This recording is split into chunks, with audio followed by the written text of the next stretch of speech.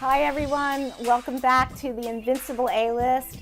We had a great time last week and great feedback on the show. We're so excited about this week's episode of the Invincible A List with Vince and Joan.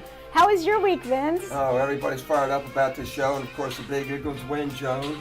And I've got Dick for Meal Part 2 coming right up. So stay tuned for the Invincible A List with Vince and Joan.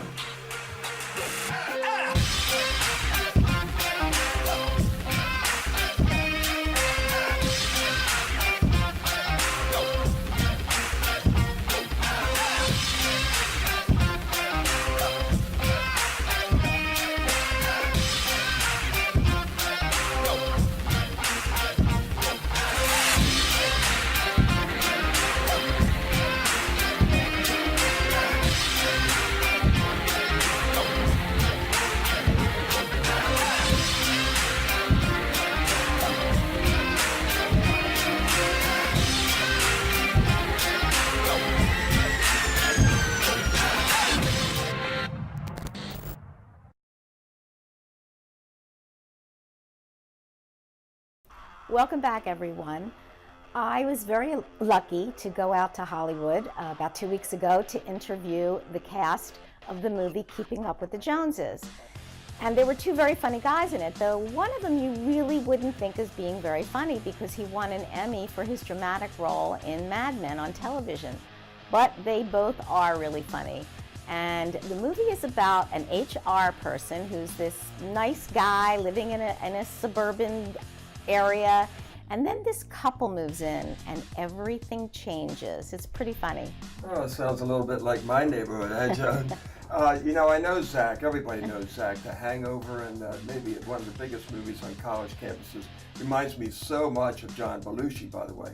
And John, I don't know an awful lot about him, but I know I'm going to learn a lot more after listening to your interview. Yeah, you know, it's funny when you said that he reminds you of John Belushi. Well, he was kind of chubby, but he lost a lot of weight. And I asked him, I said, how did you do? And he said, oh, I just gave up beer. It seems guys give up beer and they're able to lose weight. Anyway, take a look at Keeping Up with the Joneses. Craziness ensues when a gorgeous and intriguing couple move into a quiet suburban neighborhood in the hilarious new movie, Keeping Up with the Joneses. So, John, international intrigue coupled with culinary antics, sort of like your normal It's kind of a typical Tuesday for me,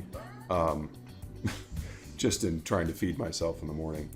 When I get to layer on a little international intrigue on top of it, then it's a red letter day. It is delicious. I have to say that the chemistry between all four of you was just like, it just popped right off of the screen. Hello, Karen. Natalie! What a surprise. I was just leaving Tim a voicemail. Oh. He likes to hear from me when I'm trying on lingerie. Do you and Jeff have a thing? Yes, we do it really fast in case the kids come running into our room. Was it immediate or was it something that developed? I think John and I knew each other. I've worked with Isla before. Gal was kind of, for me, the person that I didn't know. But I always attribute that to the director. He cast it probably in a way to figure out, like, he had this in mind, that can we click? And sometimes you get lucky, and I think with this movie we got lucky that everybody got along, and there was this built-in camaraderie, and it translated. We were really fortunate because it could have gone sideways pretty quickly. The majority of the movie is the four of us all in one scene together. You know, a scene together, whether it's in the car or in the shootout at the end or whatever it is. There's a lot of time spent on screen with the four of us, and so if there wasn't that, it would have been tricky.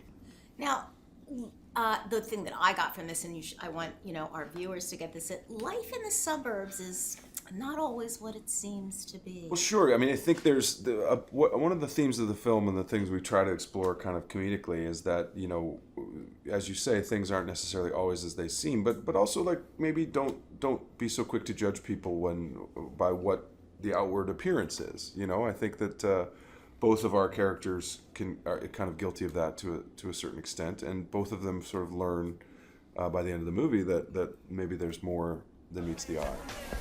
I gotta tell you, Spice and I don't sit very well together. There's certain ramifications the next day, toilet-wise, but this is not that. Yeah. Here we go. Okay. All right. Look at all these little ethnic condiments. So cool. That is soy sauce. Soy sauce. Try this.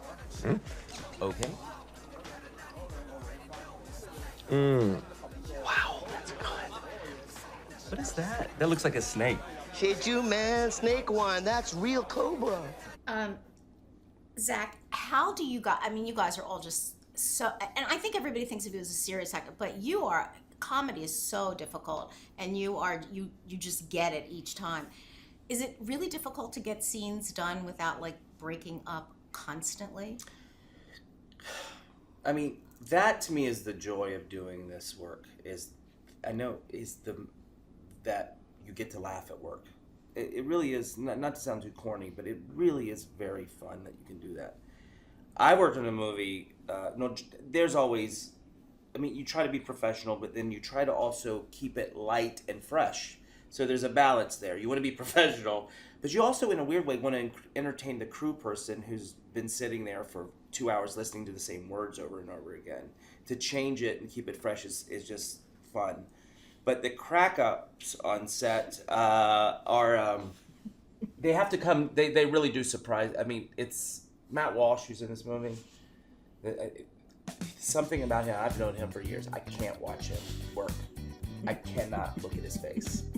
And then I did a movie with Kristen Wiig. They had to separate us. Oh my God. They had to separate us because we couldn't stop giggling like children. They were like, you go do your scene. I had that with Wig too. Yeah. I literally couldn't get through a 5-second thing. I was like, and we were both eyes watering, like, okay, we're gonna get this, we gotta get this. And it's on the gag reel somewhere, but oh my God. Yeah. But it's elation though. It is. When it's 3 in the morning and you're giggling and you're tired, that's a really... At work. And at work, yeah. Don't go away. I've got the second half of my interview with Super Bowl winning coach and my good buddy, Dick Vermeil. The back of the offense was in front of me from my vantage point, so I looked down to the side judge, and he runs in. I'm waiting for him to go this way or this way.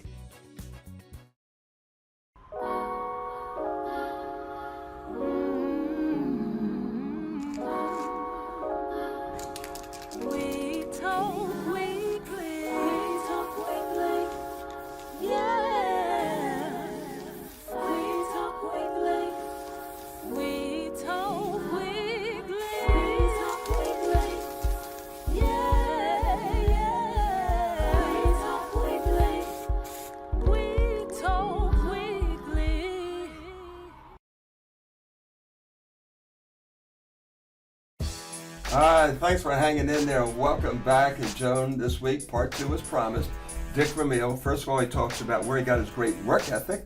Number 2, he talks about the difference between winning and losing a Super Bowl and the perception fans have of him.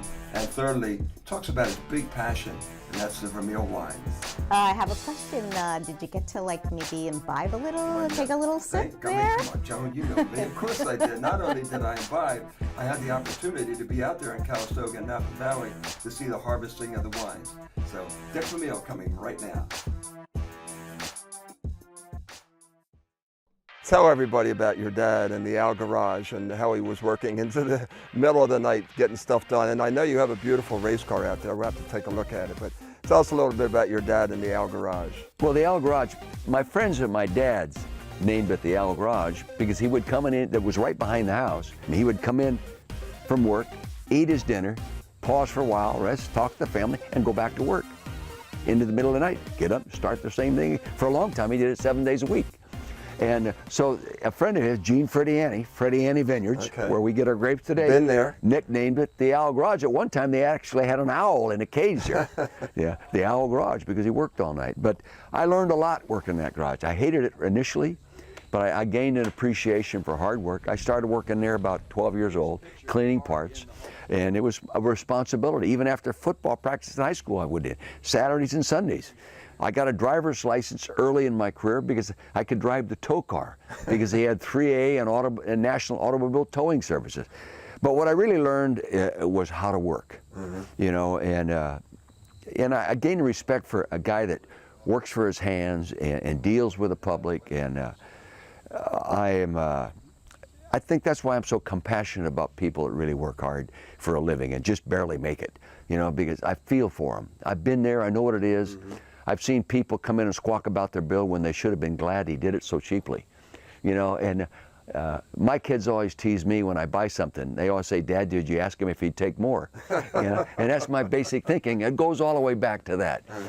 And my mom never worked. She worked, you know, we ate breakfast, lunch, and dinner together. Even in school, in a small town, you come home for lunch, you know, so it was a great environment to grow up in. My dad was tough, really tough, and not abusive, but tough. I knew what it was to get my ass chewed out, okay? And he never said he was sorry. And almost never said you did a great job. Every once in a while, he'd throw you a crumb. But I found myself always trying to please him and never quite in position to do that. I quit one time, Vince. I said, the hell with this, I'm not taking it. Did he tell you to pack the bags and move out? No, but the funny thing is, when it came down to lunch, I come in the house to eat lunch, he's sitting at the other end of the table. There's my father and my boss that I just quit. I went back to work at 1 o'clock. There you go. 1 o'clock in the morning. But I knew he loved me, and he loved football. Yeah, I bet. And my mom loved football, but she loved me better when we won. She was a front runner. She was a front runner. If they could only see you now, right? You know, you talk about your dad working into the wee hours of the morning, and then here you come to Philadelphia, and everybody was making such a big deal because you're spending Tuesday, Wednesday, Thursday night. The only time we'd see you on Thursday, we used to do that, the coaches show. You know, you wouldn't surface. I mean, it wasn't a big deal for you to be spending all that time at the vet, was it? No, that wasn't hard work. That was fun. I mean, even in losing, it was not hard work. Well, one of your favorite sayings was "Nobody ever drowned in sweat." That's so true. I used to love it. I use it all the time when I'm speaking. Yeah. You know, one of my favorite lines out of the movie came from Stan Walters, actually, and it was like, "Hey, coach, you're going to cut the first 40 to find the last 5." And, you know, that first training camp was pretty brutal. And you're talking about guys moaning and groaning. And I looked at it, said, man, moan and groan as much as you can. That's music to my ears. Because you're there. Yeah, I'm going to keep my mouth shut, and I'm just going to do everything you asked me to do. But you know, you eventually flip it, and you always give a lot of credit and attention to the Dirty Dozen. Tell us about the Dirty Dozen. Well, the Dirty Dozens are the 12 players that were on the roster that we took over in 1976 that lined up and played in the Super Bowl. 12 guys made it. You know, in St. Louis, 9 guys made it in 3 years. But those 12 guys are very, very special people. We know what you did with the Rams. First of all, with the Rams, what was going through your mind when that ball and that game ends on the 1 yard line? Was your heart in your throat? Well, you know, prior to that snap, I was talking to Mike Martz, the offensive coordinator in the press box, to get the first 3 plays ready if we get the kickoff, because I thought they were going to score. I just felt it. I thought they were going to score. And I hadn't given up anything, but I didn't want to all of a sudden panic and start thinking, oh my God, it's overtime. That whole drive I was thinking this could go to overtime, so I had the coaches plotting an overtime game plan. And I sure as hell didn't want to win the toss, or lose the toss rather. I wanted to win the toss. If we won the toss, we'd go win the ball game. If we lost the toss, we may not win the football game. So all these thoughts, and all of a sudden I see the last snap, and I see the ball thrown. I know it's caught, but I couldn't tell where it was because the offensive, the back of the offense was in front of me from my vantage point. So I looked down to the side judge, and he runs in. I'm waiting for him to go this way or this way. When he went that way, I went that way. We won the football. We won a world championship. And so there was a lot of things going through my mind, and I was excited. I think in one of the highlight films, it shows me going, this is how it ought to be. It ought to come down. If you're playing for a world championship, it ought to come down to the last frickin' play of the game. How did that change your life? You know, it didn't change me. It changes how people look at me. You know, Vince, in 1980, we lost a Super Bowl. It takes the same thing to go to lose a Super Bowl as a team as it does to go there and win it. You got to get there. But no one ever introduces me, Coach Dick Vermeil, losing Super Bowl coach.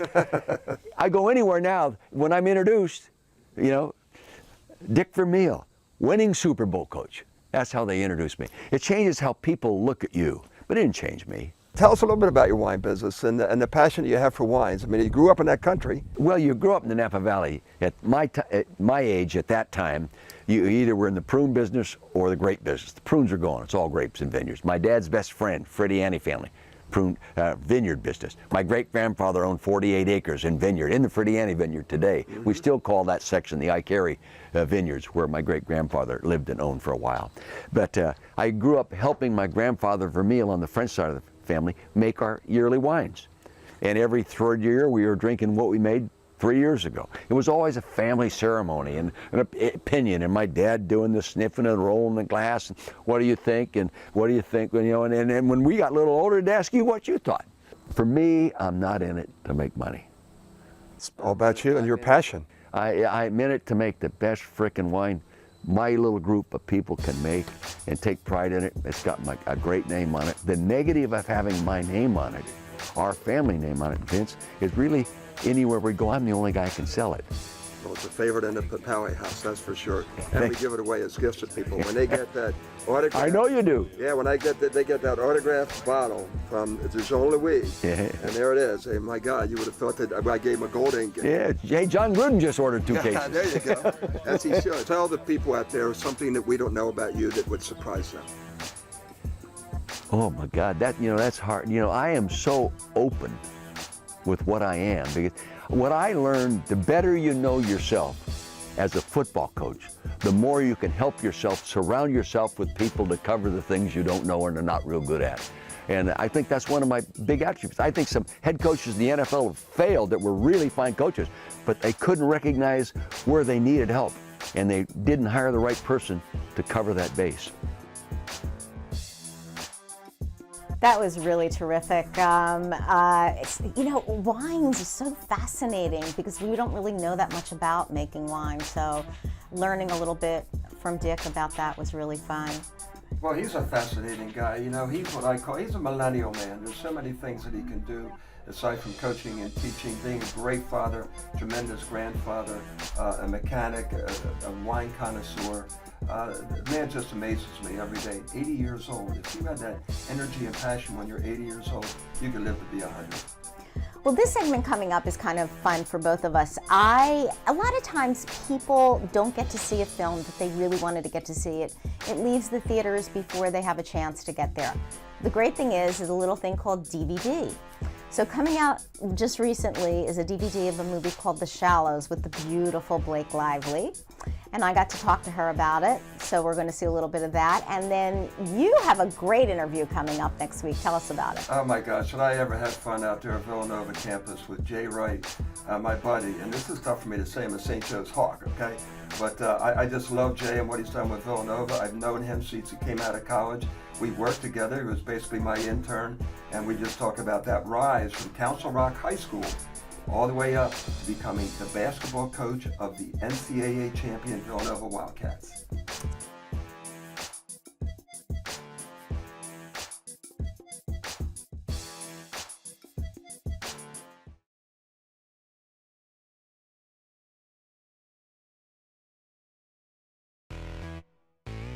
On April 5th, 2016, Villanova basketball coach Jay Wright stood calmly as his team became national champions at the buzzer, and one of the nicest guys in sports got to the top in his profession.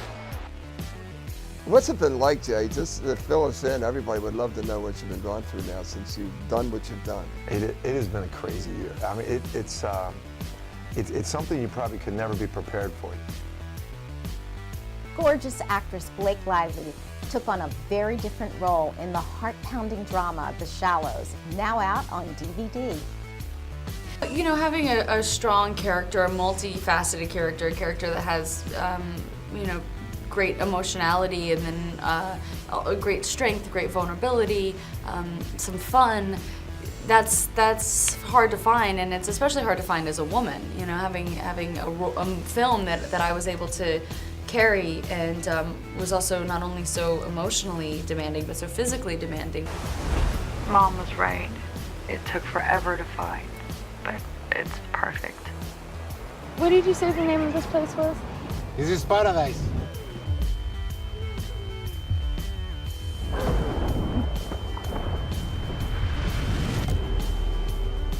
We say controlled water, but there is no way to control water. Even when you're in a tank, there's a 4-foot wave pool that is creating great variables. You've got set pieces that are these spiky, jagged rocks. You've got a buoy that's equally as spiky and crazy and rigid, and water throws you and thrashes you. You can't breathe underwater. So there were a lot of things that that were very scary. I mean, take to take, you didn't know what was going to happen.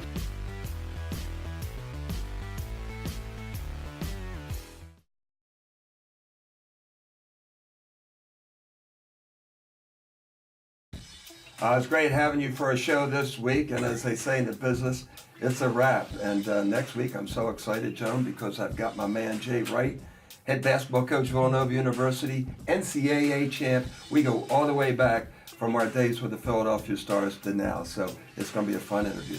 That was like just one of the greatest basketball games I've ever seen. I'm not a huge basketball fan, but I do like to watch playoffs and championship games. That buzzer beater was amazing. My heart was pounding, as I'm sure everybody else's was. We all were. Though he looked like the calmest person there, I swear. Anyway, but I have a surprise for you next week. As I said, a lot of times you don't get to see a movie when it's out, but they come out in DVD afterwards. So I'm going to talk to the cast of Suicide Squad.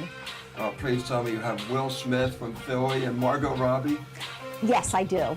There you go. Awesome. Hey, we'll catch you next week and have an invincible week.